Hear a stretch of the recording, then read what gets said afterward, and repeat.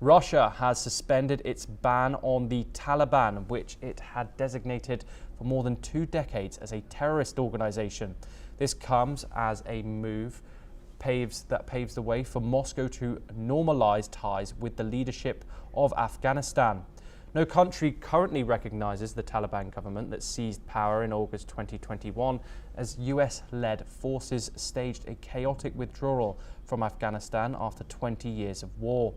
But Russia has been gradually building ties with the movement, which Vladimir Putin said last year was now an ally in fighting terrorism.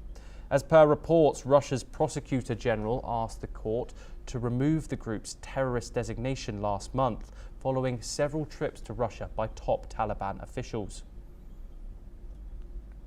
Let's move to the Americas once again, where Maryland Senator Chris Van Hollen met with Kilmar Albrado Garcia in El Salvador, the man deported by the Trump administration despite a court order blocking his removal. The senator posted a photo of their meeting on social media, but did not provide new details on Albrado Garcia's legal status.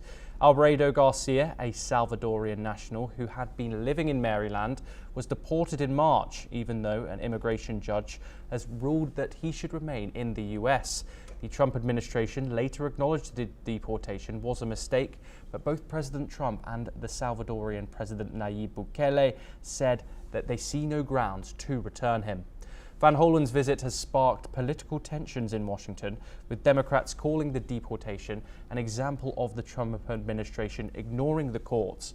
A federal appeals court sharply criticized the government's claim that it can't act to return Albrado Garcia, calling that position shocking.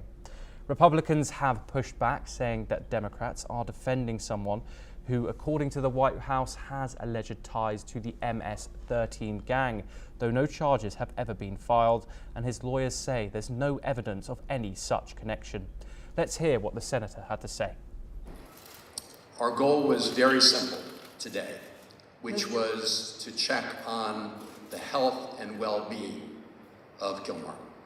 Nuestra meta era muy sencilla, sencillamente verificar el bienestar del señor Albrado García.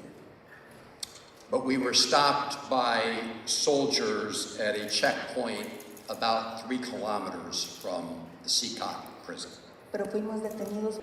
But I will say that if the government of El Salvador remains complicit in the illegal detention of Mr. Albrado Garcia in CCOT prison, then there will be,